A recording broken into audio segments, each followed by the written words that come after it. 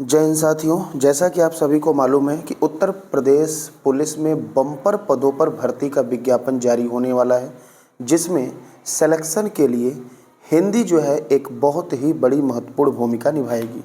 हिंदी एक ऐसा सब्जेक्ट है जिसमें हम पूरा का पूरा फुल मार्क्स पा सकते हैं। तो यहाँ पर एक हम हिंदी का सीरीज चला रहे हैं, जिसमें एक बुक है जिसका नाम है ई विद्या पब्लिकेशन का। यहाँ हिंदी के 25 प्रैक्टिस सेट दिए गए हैं और यहाँ पर जो क्वेश्चन दिए गए हैं वो काफ़ी अच्छे लेवल के हैं। तो ये हम लोग की हिंदी की विजयी भव सीरीज चल रही है और ये हिंदी की गदर सीरीज है। हिंदी के दम पर हम दिलाएंगे सिलेक्शन। अभी तक इसका 3 पार्ट शेयर हो चुका है, 3 पार्ट हम डिटेल के साथ अपलोड कर चुके हैं। यदि अभी तक आप उसे नहीं देखे हैं तो जाकर उसको ज़रूर देखें, इसका एक प्लेलिस्ट भी बना दिया जाएगा। देखिए, हमारी खासियत यहाँ पर यह है कि हम जो भी ट्रिक होगा डिटेल हर ऑप्शन की तो चर्चा करेंगे। जिस अदर यूट्यूबर जो है इन 37 प्रश्नों को कराने में 1 घंटे प्लस का टाइम लेते हैं, वहाँ पर इस पूरे वीडियो को हम मात्र 15 मिनट में समाप्त करेंगे। ठीक है, इसका PDF कहाँ मिलेगा हम लास्ट में आपको बताएंगे, अपना टेलीग्राम चैनल। तो आइए बिना देर किए हुए इस एक और शानदार सेशन की बुलेट की तरह शुरुआत करते हैं। सबसे पहले यहाँ पर हम शुरू करेंगे, पहले प्रश्न की बात करेंगे। देखिए, यहाँ पर दिया गया है प्रत्येक शब्द की वर्तनी के सभी वर्णों को उसी क्रम में अलग अलग दिखाना क्या कहलाता है। सही आंसर होगा, इसे वर्ण विच्छेद कहते हैं। संधि विच्छेद का मतलब क्या होता है?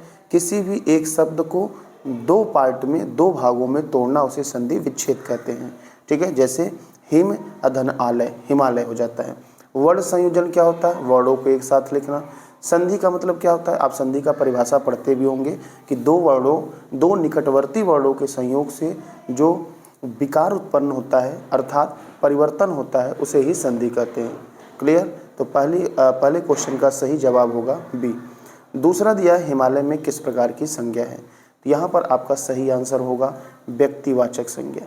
व्यक्तिवाचक संज्ञा हमेशा एक वचन में होता है और इसके जैसा दुनिया में सिर्फ एक ही होता है।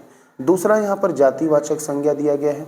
तो जातिवाचक क्या होता है? जिसमें जाति और उपजाति की बात की जाती है। अगर इसका हम एक ज़बरदस्त आपको परिभाषा बताएं व्यक्तिवाचक जातिवाचक में डिफरेंस, तो व्यक्तिवाचक जो संज्ञा होता है वो समाप्त हो सकता है, जबकि जातिवाचक संज्ञा कभी समाप्त नहीं होगा जब तक ये सृष्टि चलेगी। जैसे हिमालय, हिमालय व्यक्तिवाचक है, हिमालय समाप्त हो सकता है। आपको मालूम है कि जहाँ पर वर्तमान में हिमालय है, पहले वहाँ पर टेथिस सागर हुआ करता था। लेकिन हिमालय एक प्रकार का पर्वत है। अगर हम पर्वत कहेंगे तो जातिवाचक होगा, पर्वत कभी ख़त्म नहीं होगा। हिमालय जैसे तमाम पर्वत आते जाते रहेंगे, लेकिन पर्वत नहीं ख़त्म होगा। ठीक है। भाववाचक, जहाँ भाव की बात होती है, सुख दुख, बेईमानी, ईमानदारी, ठीक है, मेहरबानी, ये सब भाववाचक होते हैं। और समूहवाचक जो होता है, जो समूह का बोध कराता है, जैसे पुलिस, सेना, ठीक है, ये सारे आपके हो जाएंगे समूहवाचक। तो कुल मिला जुला के संज्ञा का एक छोटी सी परिभाषा दें तो वही होता है, दुनिया में ऐसी वस्तु जिसे हम देख सकते हैं वो सारी की सारी क्या होती हैं? संज्ञा होती हैं। तीसरा है प्रश्नवाचक सर्वनाम। तो यहाँ पर देखिए, सर्वनाम की अगर संख्या पूछा जाएगा तो 11 होता है। सर्वनाम के भेद 6 होते हैं। तो 11 सर्वनाम कौन होता है? मैं, तू, आप, यह, वह, जो, सो, कोई, कुछ, कौन, क्या। तो यहाँ पर कौन आपका प्रश्नवाचक होगा और साथ ही साथ इसके साथ क्या भी आएगा। जो, सो यहाँ पर संबंधवाचक है और कोई, जो, कुछ होता है ये अनिश्चयवाचक सर्वनाम होता है। वर्णमाला में स्पर्श व्यंजन की संख्या कितनी होती है? तो सही जवाब होगा 25। वर्णमाला में स्पर्श व्यंजन कहेगा तो 25। इसी स्पर्श व्यंजन को ही वर्गीय व्यंजन भी कहा जाता है। ठीक है। और यदि सिर्फ व्यंजनों की संख्या पूछा जाएगा तो क्या बताएंगे? 33। स्वर की संख्या 11। ठीक है। नेक्स्ट, शोक करना के लिए मुहावरा का सही अर्थ यहाँ पर क्या होगा? तो सही आंसर यहाँ पर हो जाएगा सी, सिर पीटना। ठीक है। तो यहाँ पर क्या हो जाएगा? सिर पीटना। तो शोक करना, सिर पीटना। अच्छा, यहाँ पर और ऑप्शन दिया गया सिर भारी होना। इसका मतलब होता है सिर में दर्द होना। सिर चढ़ाना का मतलब क्या होता है? आदर के साथ बिगाड़ना, किसी को आप बिगाड़ रहे हैं, अपने सर पे चढ़ा रहे हैं। सिर पर सवार होना का मतलब क्या होता है? किसी वस्तु की जिद करना या किसी वस्तु का लगन हो जाना। अगला यहाँ पर दिया गया है 6 नंबर क्वेश्चन, भुर्जा का संधि विच्छेद पूछा गया है। तो इसको 2 पार्टों में तोड़ेंगे। सही आंसर यहाँ पर सी होगा, भूधन ऊर्जा। भूधन ऊर्जा मतलब होता है भुर्जा। यहाँ पर दीर्घ स्वर संधि है और भू का मतलब होता है पृथ्वी और ऊर्जा का मीन्स होता है ऊर्जा। तो यहाँ पर जो पृथ्वी की ऊर्जा होती है उसे कहते हैं भूर्जा।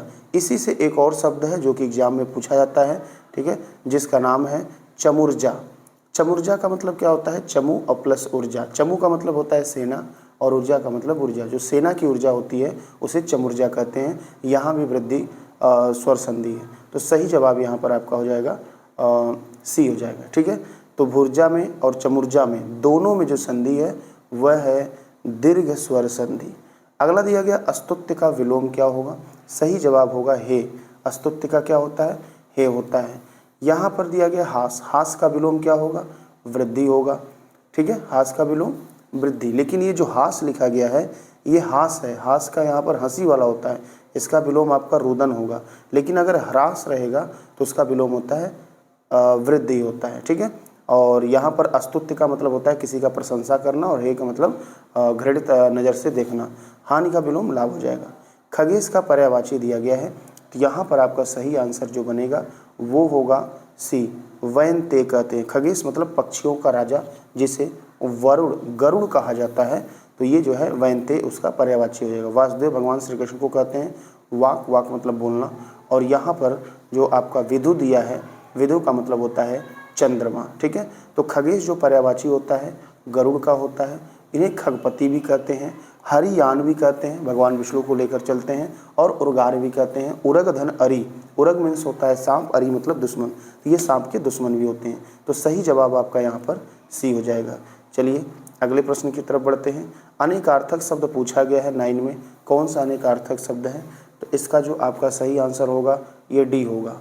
अर्थ अनेकार्थक होता है। अर्थ का मतलब मतलब भी होता है, धन भी होता है, अभिप्राय भी होता है। बाकी अभिमान मीन्स घमंड होता है, अधिक मीन्स ज़्यादा, आयु का मतलब उम्र होता है। तो सही आंसर डी होगा। वर्तनी की दृष्टि से शुद्ध यहाँ पर शब्द कौन सा होगा? तो 10 का यहाँ पर जो जवाब है ऑप्शन नंबर सी, जो अध्ययन लिखा गया है ये भी बिल्कुल सही है, और आगामी जो डी लिखा गया है ये भी बिल्कुल सही है। तो इसमें सी और डी दोनों सही है। बाकी अधिकार में ध पे छोटी की मात्रा होती है, और अनुसरण में क्या होता है? छोटा सा होता है, ठीक है। तो इस प्रकार से यहाँ पर जो सही जवाब होगा सी और डी हो जाएगा, ठीक है। नेक्स्ट देखिए, मीरा ने आधा लीटर दूध लिया। अब यहाँ पर आधा और लीटर हो गया, तो जब लीटर माप तौल की बात होती है तो वहाँ पर परिमाण की बात होती है, यहाँ पर परिमाणवाचक हो जाएगा। क्लियर? संख्या का मतलब 1 2 3 4। सार्वनामिक मतलब क्या होता है? जब किसी संज्ञा के पहले कोई सर्वनाम आता है और वो विशेषण का कार्य करे तो उसे सार्वनामिक कहते हैं। और गुणवाचक मतलब किसी का गुण बताया जाए। तो ये चारों के चारों भेद जो हैं ये विशेषण के भेद हैं। क्लियर है? सॉरी। अतः शब्द का समानार्थी यहाँ पर पहचानना है, तो 12 का सही आंसर सी होगा। अतः का मीन्स होता है परिणामतः। क्लियर? अन्यथा का मतलब क्या होता है? उल्टा होता है या दूसरा होता है। अतएव का मीन्स क्या होता है? इस कारण से। और अस्तु का मतलब होता है ऐसा ही सही। चलिए नेक्स्ट प्रश्न की बात कर लेते हैं। 13 नंबर प्रश्न। 13 नंबर दिया गया वृक्षों से पत्ते झड़ते हैं, इसमें कारक पूछा गया है। तो पत्ते अलग होने का भाव आ रहा है, तो यहाँ पर सही आंसर होगा अपादान कारक, ठीक है। तो यहाँ पर अलग होने का सेंस आ रहा है। खेत का सही तत्सम शब्द यहाँ पर बताना है, तो 14 का सही आंसर क्या हो जाएगा? खेत का जो होता है वो बी हो जाएगा, क्षेत्र होता है। क्लियर? नेक्स्ट देखिए, घोटक का सही तद्भव शब्द बताना है, तो घोटक का जो तद्भव होगा घोड़ा, तो घोड़ा का होता है घोटक। यहाँ पर ऑप्शन दिया गया है गधा, गधा का आपका गर्दभ होगा और घड़ा का घट होगा। विचार में एक प्रत्यय लगाने से क्या बनेगा? सही जवाब होगा डी, वैचारिक, ठीक है। नेक्स्ट, शुद्ध वाक्य की पहचान कीजिए, तो 17 का सही आंसर यहाँ पर सी होगा। मेरा एक भाई और 5 बहनें हैं। जब बहुवचन होता है तो है पर क्या लगा देते हैं? बिंदी, और एक वचन होता है तो बिंदी नहीं लगता है। विभु का पर्यायवाची पूछा गया है, सही जवाब आपका हो जाएगा ए, सर्वव्यापक और नित्य दोनों विभु का पर्यायवाची होता है। अगर विभु के हम और पर्यायवाची की बात करें तो ब्रह्मा विष्णु महेश इनको भी विभु कहा जाता है। शिव, ईश्वर, अस्थाई, ये सारे विभु के पर्यायवाची हैं, ठीक है। अब बी वाले में देखिए ब्रह्मा दिया गया लेकिन आत्मा विभु का पर्यायवाची नहीं है। यहाँ पर ईश्वर दिया लेकिन महान विभु का नहीं होगा। चिरस्थाई तो दिया गया है लेकिन दृढ़ विभु का पर्यायवाची नहीं होगा। तो सही जवाब यहाँ पर वाला हो जाएगा व्यापक या नित्य। व्यास का विलोम पूछा गया है, एग्जाम में बार बार पूछे जाते हैं। व्यास का विलोम आपका हो जाएगा समास, ठीक है। संक्षेप का विलोम विस्तार होगा, ठीक है। लघु का दीर्घ होगा। संश्लेषण का विलोम विश्लेषण होगा। 20 नंबर है छक्का पंजा करना मुहावरे का सही अर्थ क्या होगा? तो इसका जो सही जवाब आपका होने वाला है ओछी हरकत से कार्य सिद्ध करना होता है। छक्का पंजा करना मतलब ओछी हरकत से कार्य सिद्ध करना। इसके बाद नारदगिरी करना का मतलब क्या होता है? झगड़ा लगाना। चापलूसी करना का मतलब क्या होता है? किसी की खुशामद करना। ठीक है, और यहाँ पर झगड़ा लगाना तो इसका अर्थ दिया ही गया है। ठीक है, नेक्स्ट 21 नंबर प्रश्न की बात करते हैं। सच्छास्त्र में पूछा गया है संधि विच्छेद, तो इसको यदि हम तोड़ते हैं तो इसका सही ऑप्शन बी होगा। सतधन शास्त्र होता है, सच्छास्त्र होता है, और यहाँ पर जो संधि है वो कौन सी है? व्यंजन संधि है। ठीक है, नेक्स्ट निम्नलिखित बोलियों में से कौन सी बोली उत्तर प्रदेश की सामान्यतः नहीं बोली जाती है? तो इसका आपका सही जवाब सी होगा। मैथिली उत्तर प्रदेश में नहीं बोली जाती है, जबकि अवधी, ब्रज और खड़ी बोली उत्तर प्रदेश में बोली जाती है। मैथिली मिथिला अर्थात बिहार में बोली जाती है। कबीरदास भक्ति काल की किस धारा के कवि थे? सही जवाब यहाँ पर ए हो जाएगा। ये संत काव्य से संबंधित थे कबीरदास। यहाँ पर अगर प्रेम काव्य की बात करें, और ये कबीरदास जो है ये संत काव्य के प्रवर्तक कवि भी थे। प्रेम काव्य धारा बात करें तो यहाँ पर मलिक मोहम्मद जायसी का नाम आता है, ये प्रेम के प्रवर्तक कवि थे। राम काव्य धारा की बात करें तो तुलसीदास का नाम आता है, जो कि क्या थे? इसके प्रवर्तक कवि थे। और कृष्ण काव्य धारा के सूरदास थे, जो कि इनके प्रवर्तक कवि थे।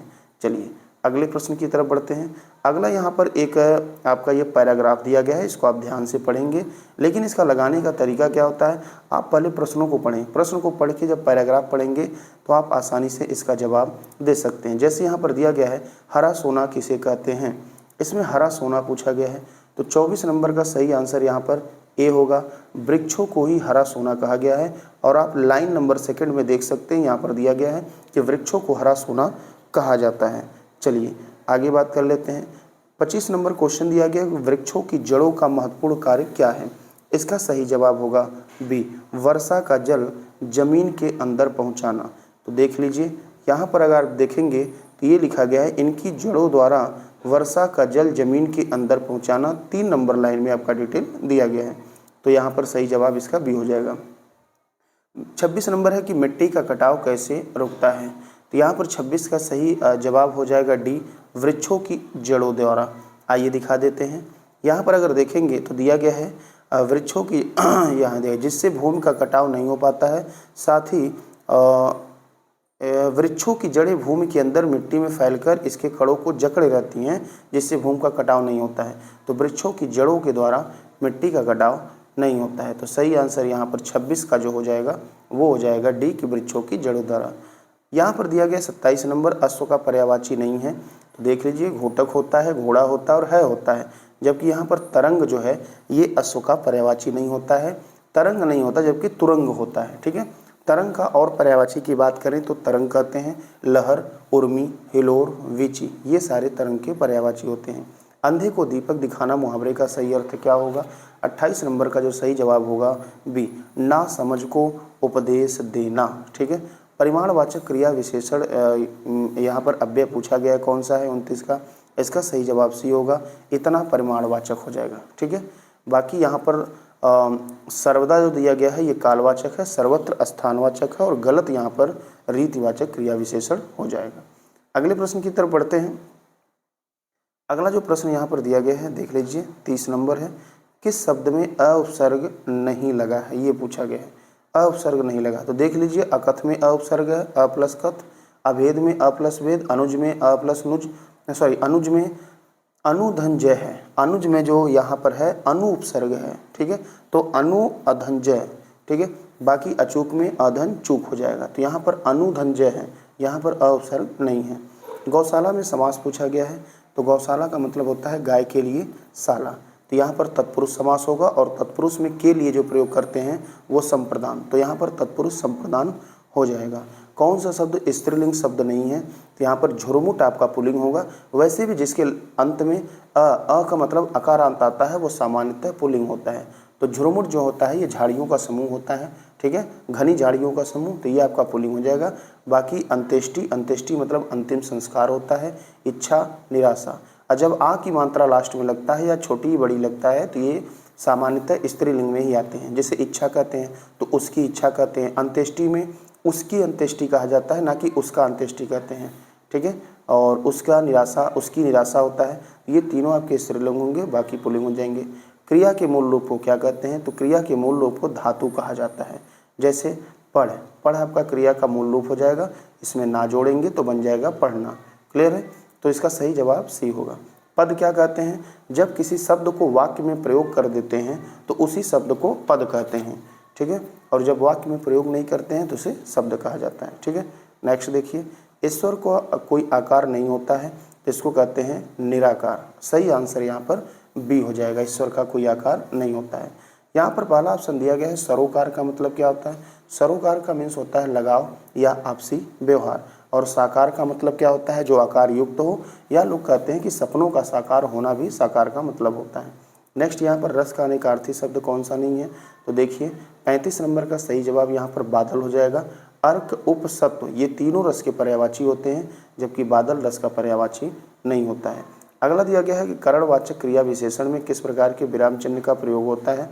तो करणवाचक क्रिया विशेषण में यहाँ पर अर्ध विराम चिन्ह का प्रयोग होता है। हम इस प्रकार से ऐसे अर्ध विराम चिन्ह लगाते हैं। ठीक है, नेक्स्ट देखिए, मैं सत्य कहता हूँ सखे, सुकुमार मत जानो मुझे, यमराज से भी युद्ध में प्रस्तुत सदा जानो मुझे। ठीक है, मानो मुझे यहाँ होगा। अब यहाँ पर जो इसमें रस पूछा गया है ये वीर रस है।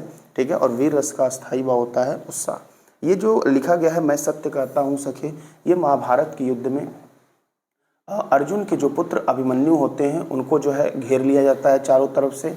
ठीक है, चक्रव्यूह में, जिसको वो तोड़ नहीं पाते हैं, वो लड़ते हैं, लोग बार बार रुकते हैं, फिर भी वो जो है अभिमन्यु कहते हैं कि मैं सत्य कहता हूँ सखे, सुकुमार मत जानो मुझे, मुझे सुकुमार मत जानो।